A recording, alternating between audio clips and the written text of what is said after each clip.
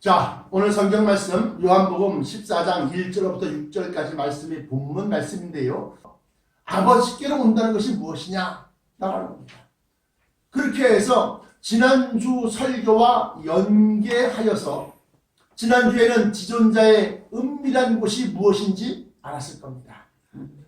내 종이 받들어 높이 들려서 지극히 존귀하게 되리라 하면서 지존자란 곧 예수 그리스도를 의미한다. 제가 그렇게 말씀을 드렸고, 그 예수 그리스도의 은밀한 곳에 거하는 자 할 때 지존자의 은밀한 곳은 어디냐?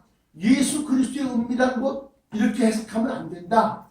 왜냐하면 예수님이 인간의 몸으로 오시기 이전에 계셨던 진리, 다시 말하면 로고스, 말씀이 육신이 되어 우리 가운데 하면서 말씀이 육신이 되어서 그랬으니까 육신이 되기 전에 말씀의 은밀한 곳, 그렇게 따져보니까 진리의 비밀, 곧 에베소서 3장 4절에 나와 있는 그리스도의 비밀, 진리의 비밀, 그 비밀이 바로 지존자의 은밀한 곳이다. 그렇게 설명을 드렸습니다. 그러나 전능자의 그늘에 거한다 라고 하는 말은 자세한 설명을 피하였는데, 이는 천국의 비밀 중에 최고의 비밀이며 탑 시크릿이다. 1급 비밀이다. 오직 듣는 것조차도 허락되지 아니하면 들을 수 없다. 이는 천국의 비밀 중에 최고의 비밀이며 또한 성령님이 허락이 없었기 때문에 이제 몇 날 며칠을 밤새워 기도함으로 그 허락을 구하여 그 자세한 설명을 하고자 하오니, 택함을 입은 성도는 마음을 열고 그 말씀의 귀를 기울이시기 바랍니다. 그래서 이 전능자의 그늘을 풀이하려고 며칠 밤을 꼬박 샜는지 모른다. 먼저 이 시편 91편이야말로 마지막 때 말세지말의 여러 환난과 재앙 가운데서 우리가 살 수 있는 피난처로 인도하는 그러한 성경 말씀입니다. 그래서 그 말씀을 풀어보니까 지존자의 은밀한 곳, 그것이 무엇인지 우리가 알았고, 전능자의 그늘에 거한다 라는 말이 대충은 무엇인지 알았지만 좀 더 구체적으로 알고자 오늘 설교를 그 말씀으로 주제를 삼았다는 겁니다. 그래서 오늘 말씀의 제목이 시편 91편의 전능자의 그늘이란 무엇이냐? 도대체 전능자의 그늘, 그림자 안에 들어가는 게 무엇 대수라고 전능자의 그늘 아래 거하는 것이 무슨 큰 축복이고 구원이라고? 전능자의 그늘 아래서 산다. 그렇게 얘기하느냐 이겁니다.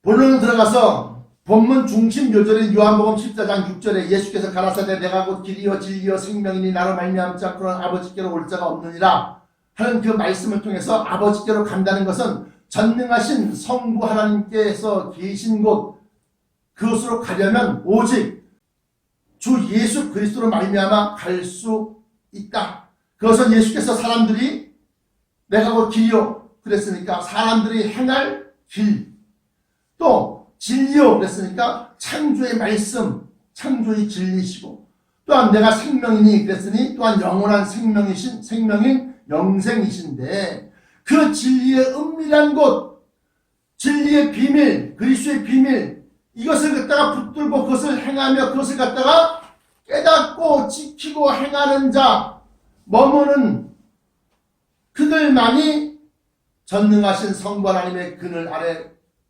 거한다는 거예요. 거한다는 게 산다는 겁니다. 그럼 그 전능하신 자의 그늘이란 어디인지 성경을 통해서 밝혀보면 본 목사의 견해로는 시편 15편이 가장 적합한 내용이라고 판단하는데, 뭐에 적합하다는 거예요? 전능하신 자의 그늘이라는 것을 깨닫는 말씀으로 시편 15편이 가장 적합하다라고 합니다. 시편 15편은 1절부터 5절까지밖에 나와 있지 않은 짧은 말씀입니다. 여호와여 주의 장막에 유할 자 누구며 주의 성산에 거할 자 누구니까? 여호와여 주의 장막에 유할 자 누구며 주의 성산에 거할 자 누구이니까?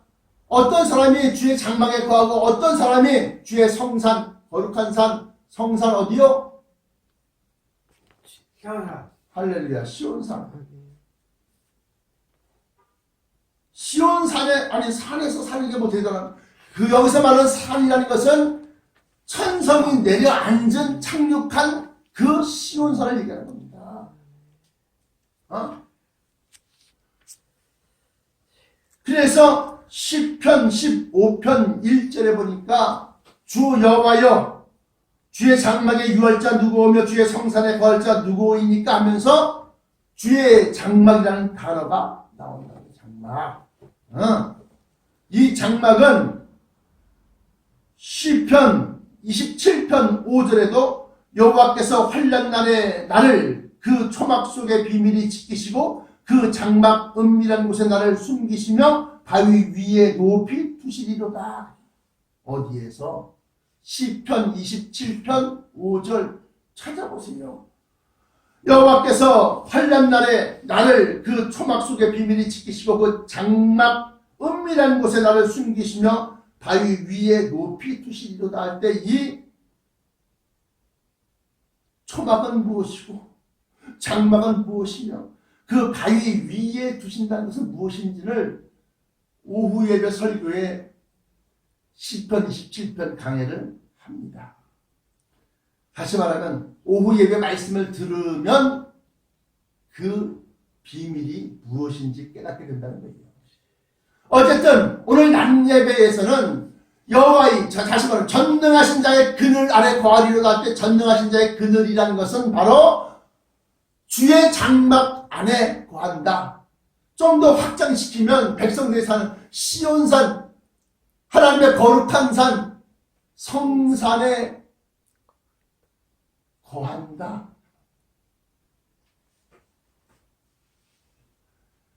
그러면 시편 91편, 시편 15편, 시편 27편까지 얘기했는데 84편에 보시면 뭐라고 나와 있느냐? 시편 84편 제가 늘 얘기했잖아요. 상사병이 걸렸다 그랬잖아요. 1절에 만군의 여호와여 주의 장막이 어찌 그리 사랑스러운지요. 장막, 주의 장막이 어찌 그리 사랑스러운지요. 내 영혼이 여호와의 궁정을 삼하여 수약하며 내 마음과 육체가 생존하시는 하나님께 부르짖나이다. 나의 왕나의 하나님 만군의 여호와여 주의 제단에서 참새도 제 집을 얻고 제비도 새끼를 보금자리를 얻었나이다. 위 성경 시편 15편을 보면 주의 장막이란 단어가 나오는데 이는 주께서 머무시는 집이란 의미로 같은 성경 시편에 여러 번 반복되어 나옵니다. 예를 들어 시편 27편 5절에 여호와께서 환난 날에 나를 그 초막 속에 비밀히 지키시고 그 장막 은밀한 곳에 숨기시며 바위 위에 높이 두시리로다 그렇게 기록하였으니 환난 날이란, 다시 말하면 환난 날에 나를 그 초막 속에 비밀히 지키시며 할 때 환난 날이란 곧 말세의 환난을 의미하는 바 곧 종말의 안전한 피난처를 의미하고 같은 성경 시편 84편 1절에 만군의 여호와여 주의 장막이 어찌 그리 사랑스러운지요 라고 하면서 주의 장막이 나오는데 이 주의 장막이 너무나 아름다워 사랑스럽기까지 하다는 겁니다. 봤어야 알지 사람들이. 그걸 상상이라도 한번 해봤어야지 알지.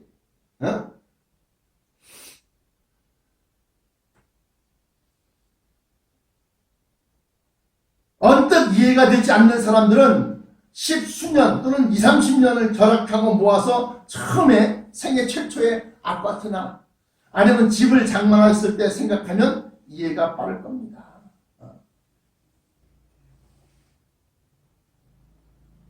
부모님 집에 20대까지 살았어요.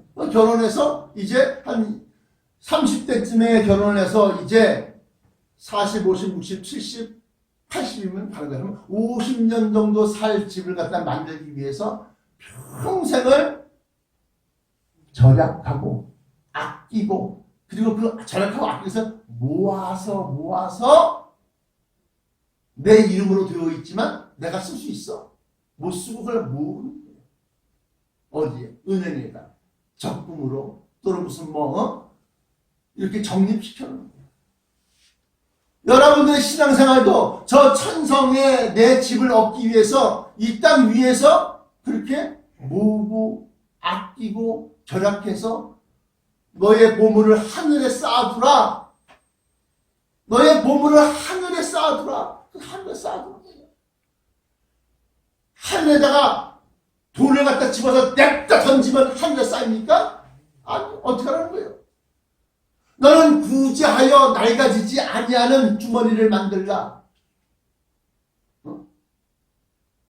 첫째는 천국 복음의 비밀을 선가하는 것. 둘째는 진짜 그 비밀의 말씀을 전파하고 증거하는 주의 종들에게 헌신하고 봉사하고 또 힘을 보태는 것. 셋째는 교회를 위하여 힘쓰고 수고하는 것. 여기서의 교회는 예배당 건물이 아니라 진짜 하나님을 믿는 사람들, 그 모임체, 하나님을 믿는 사람들의 모임, 거기에서 힘들고 어려운 자를 갖다 다독여주고 세워주고 일으켜주고 위로해주고 격려해주고 또 잘못 이해를 해서 오해하였거나 또는 마음이 상하였거나 그러한 자들을 찾아가서 위로해주는 것. 이러한 것들이 천국의 상급이 있는 그러한 일이다. 자, 그러면 다시 본론으로 돌아와서 시편 91편에 나오는 전능하신 자의 그늘 아래 거하리로다 할 때 전능하신 자의 그늘이란 다른 말로 말하면 주의 장막, 하나님의 장막 이란 뜻이 된다는 겁니다. 그러면 결론입니다. 결론. 중요한 거예요. 주의 장막이라고 그러니까 천막을 얘기하는 거냐? 또 없다는 거야. 또 없다는 거야. 무슨 소리를 하고 있는 거야 이 사람들아. 또 없다는 거야. 네? 아니 성도들이 나왔잖아요. 주의 장막 안에 거하리라고. 아브라함도 장막에 거하였다면서요. 아브라함이 천막 속에 살았으니까 마지막 때 들림받은 사람들이 천막 속에 살아? 물론 장막 성전이 있어요. 천막 교회가 있어요. 있을 수 있어. 계시록 7장 15절부터 16절 피세요. 14만 4천의 하나님의 종들, 이마에 인침을 받은 하나님의 종들과 그 누구라도 아무라도 능히 셀 수 없는 수많은 흰옷을 입은 무리들이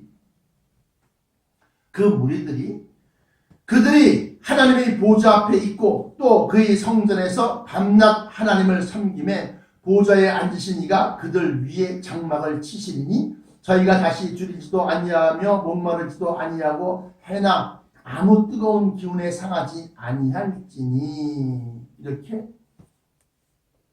계시록 7장 15절 16절에 기록하고 있네. 근데 보면 그게 뭐라고? 가만히 한번 보세요. 보좌와 성전 위에 장막을 치신다는 것은 마치 대기권의 오존층 같은 투명막을 치신다는 겁니다. 왜냐? 해나 아무 뜨거운 기운에 상하지 아니할지니. 우리 지구라는 행성에 대기권이 있는데 이 대기권 맨 꼭대기층에 이상한 층이 있어. 이상한 막이 있어. 그 이상한 막을 갖다 우리는 오존층이라고 해요. 근데 그 오존층이 없으면 태양의 강렬한 자외선으로 인해서 피부암에 걸립니다. 화상을. 그러니까 우리 눈에는 뭐가 있는지 없는지 안 보이지만 하여튼간에 이 오존층이라는 게 산소를 얘기하는 건데 산소로 된 어떤 그런 층이 있다는 거예요. 층이. 이 방 안에 LPG 가스가 쫙 들어왔어. 그 가스가 눈에 보입니까? 안 보여요. 질소가 들어왔어. 안 보입니다. 연탄가스, 뭐 이런 이산화탄소, 뭐 아황산가스 안 보입니다. 눈에는 안 보이지만 그 층이 있어갖고 거기를 벗어나지 않냐고 내려오지도 않냐고 올라가죠. 그 층 쫙 꽉 층 깔려있는 거예요. 그래서 사람들이 이 태양의 강렬한 자외선으로부터 보호를 받고 있는 겁니다. 그러면 우리가 얘기하는 하나님의 집, 다시 말하면 주의 장막을 얘기할 때 위에다가 치는 지붕과 같은 것만 얘기하는 거냐? 아니다. 밑에서 우리가 발을 디디고 사는 그 지면까지를 포함하는데 그것은 요한계시록 21장 10절로부터 27절까지 보시면 거기 보시면 21장에 10절 이하인데요. 성령으로 나를 데리고 크고 높은 산으로 올라가 하나님께로부터 하늘에서 내려오는 거룩한 성 예루살렘을 보이니 하나님의 영광이 있음에 그 성의 빛이 지극히 귀한 보석 같고 벽옥과 수정같이 맑더라. 크고 높은 성곽이 있고 12문이 있는데 문에는 12천사가 있고 그 12문 문들 위에 이름을 썼으니 이스라엘 자손 12지파의 이름들이라. 동편의 세문, 북편의 세문, 남편의 세문, 서편의 세문이니 그 성의 성곽은 12기초석으로 되어 있다. 그 성곽은 12개의 기초석이 있고 그 위에 어린 양의 12사도의 12이름이 있더라.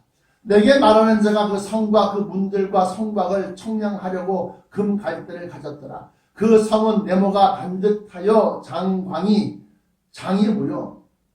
길장자, 광은 넓을 광자. 그래서 넓이와 길이가 장광이 같은지라. 그 갈대로 그 성을 청량하니 12,000 스타디온이요 장과 광과 고가 같더라.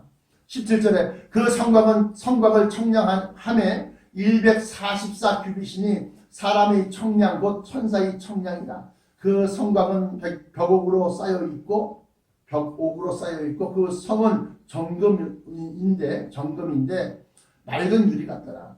그 성의 성곽의 기초석은 각색 보석으로 꾸몄는데 첫째 기초석은 벽옥이요, 둘째는 남보석이요, 셋째는 옥수요, 넷째는 녹보석이요, 다섯째는 홍만호요, 여섯째는 홍보석이요, 일곱째는 황옥이요, 여덟째는 녹옥이요, 아홉째는 담황옥이요, 열째는 비치옥이요, 열한째는 청옥이요, 그 열두째는 자정이다.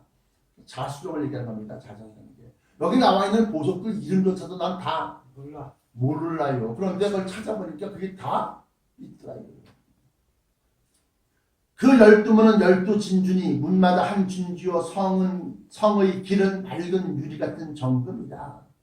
성 안에 성전을 내가 보지 못하였으니 하고 아까 얘기했어요. 성전과 보좌와 성전을 장막으로 덮는다. 그랬으니까 주의 장막 그늘 안에 거하려다 할 때 장막 그 지붕 같은 그 장막 안에 거하지만 그 거하는 장소는 바로 여기 이렇게 나와 있는 이러한 12,000 스타디온의 큰 그러한 성. 새 예루살렘 성, 다른 말로 말하면 천성.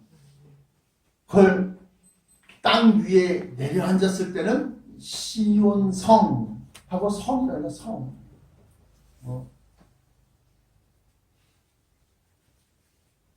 성 안의 성전을 내가 보지 못하였으나 이는 주 하나님 곧 전능하신 이와 및 어린 양이 그 성전이이십니다. 그 성은 해나 달의 비춤이 쓸데없으니 이는 하나님의 영광이 비추고 어린 양이 그 등이 되십니다. 만국이 그 빛 가운데로 다니고 땅의 왕들이 자기 영광을 가지고 그리로 들어오리라. 성문들은 낮에 도무지 닫히지 아니하리니 거기는 밤이 없습니다. 사람들이 만국의 영광과 존귀를 가지고 그리로 들어오겠고 무엇이든지 속된 것이나 가증한 일 또는 거짓말하는 자는 결코 그리로 들어오지 못하되 오직 어린 양의 생명책에 기록된 자들 뿐이다. 그래서 아까 시편 15편에 보면 1절 이하에 2절부터 4절까지가 그 주의 장막에 유하며 하나님의 그 성산의 거할자가 누구냐? 그러한 자들은 바로 2절과 3절, 4절, 5절까지 내용에 있는 것들이 바로 그러한 사람들이 그 주의 장막에 유하고 주의 성산에 거한다. 그러니까 주의 장막이라는 것은 단순하게 그냥 맨 땅에다가 천막 친 것을 상상하면 아니 된다라고 합니다. 또한 그 위에다 장막을 친다고 해도 그 장막은 우리가 생각하는 천막 또는 무슨 뭐 비닐막, 유리막 이런 것이 아니요. 하나님의 능력으로 말미암아 오존층 같은 그런, 왜냐하면 바깥을 다 훤히 들여다봐야 되니까 그런 막, 그래서 가장 근접한 게 뭐냐? 창조할 때에 하나님이 만들어 주셨던 지구를 둘러싼 그 장막이 있는데 그것이 바로 뭐냐? 오존층이다 그랬어요. 그래서 그와 같은 것으로서 오존층 갖다 장막을 치실 것이다. 왜 쳐야 되느냐? 지구를 둘러싼 오존층이 파괴됐어요. 왜? 각종 공해와 오염으로. 또한 마지막 때 대환란, 창세 이래로 이런 환란이 없었고 이후에도 없을 환란, 그 환란의 날수를 줄이지 아니하면 모든 육체가 살아남을 수 없는 그 환란, 그때 이르는 자들은 산으로 도망하라 하면서 피란을 가야만 할 정도의 그 환란 걸리고, 그것으로 인해서 오존층이 다 망가졌기 때문에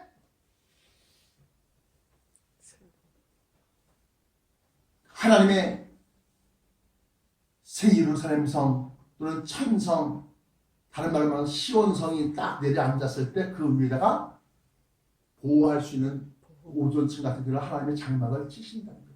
그 전능하신 자의 그늘 아래 거하기도 할 때 그 그늘은 햇빛을 가리우는 그늘이 아니라 바깥으로부터 유해한 광선, 빛. 그래서 요한계시록 7장 15절에 보면 아무 뜨거운 기운이나 해나 햇볕이나 해나 아무 뜨거운 기운에 상하지 아니할 것이요 라고 특별히 그렇게 기록하고 있다.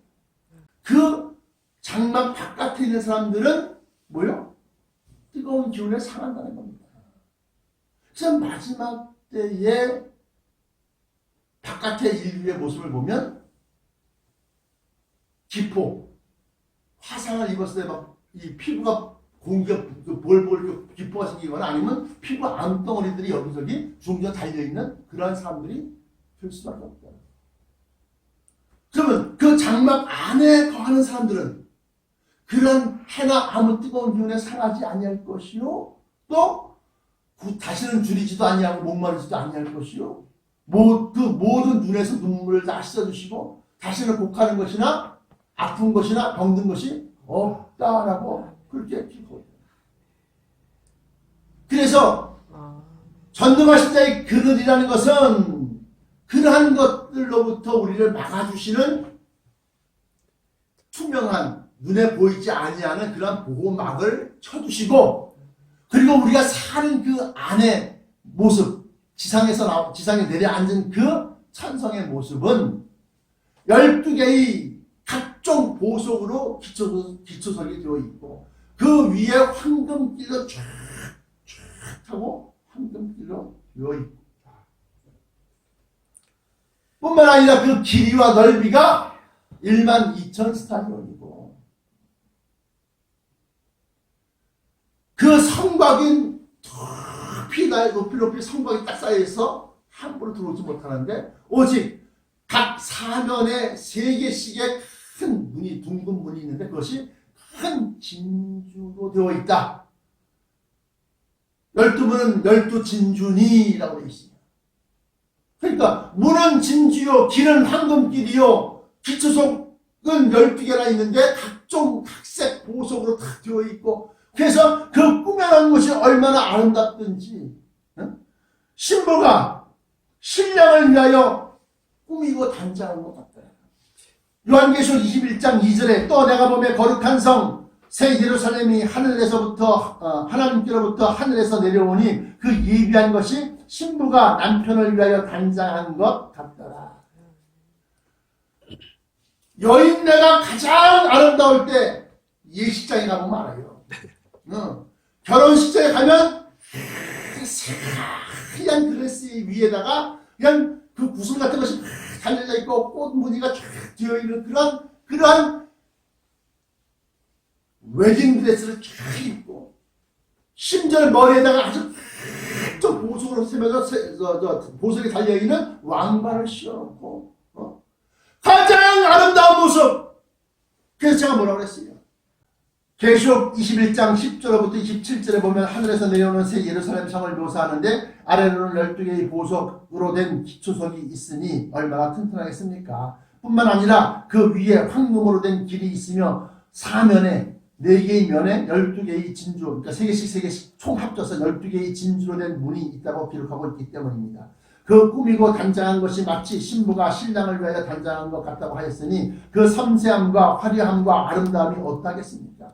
본 목사가 늘 주장하는 대로 찬란하여 빛이 막 비추어서 찬란하여 황홀을 하기까지 하라는 겁니다. 정신 잃어버려.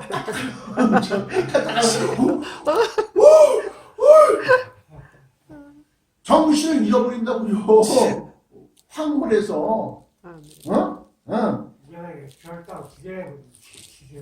그냥 시시한 그런 게 아니에요. 짱짱한 겁니다. 부디 이 천국 복음의 비밀을 들으시는 성도 여러분들은 반드시 시편 15편의 내용을 지켜 2절부터 5절까지 내용 지켜서 변화체인 하늘의 형상으로 천성에 올라가시기를 주의 이름으로 축원합니다. 마지막 때 여러분들 세상은 잘 날로 악하여서 정말로 살기 힘들어지고 어려워지지만 그럴 때일수록 우리는 성경을 보면서 이거 기록되어져 있네.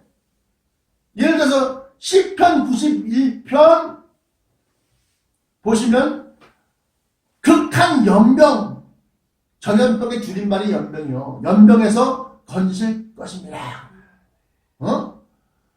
6절에 흑암 중에 행하는 연병과 백주에 황폐케 하는 판결을 두려워 아니하리로다. 천인이 내 곁에서 만인이 내 우편에서 엎드러지나 이 재앙이 내게 가까이 못하리로다. 이라는 것을 보면서 이게 점점 마지막 때 주에 오실 때가 답이었구나 하는 우리가 알면 알수록 세상 것에 소망을 두었던 믿음을 하나씩 위에다 올려놔.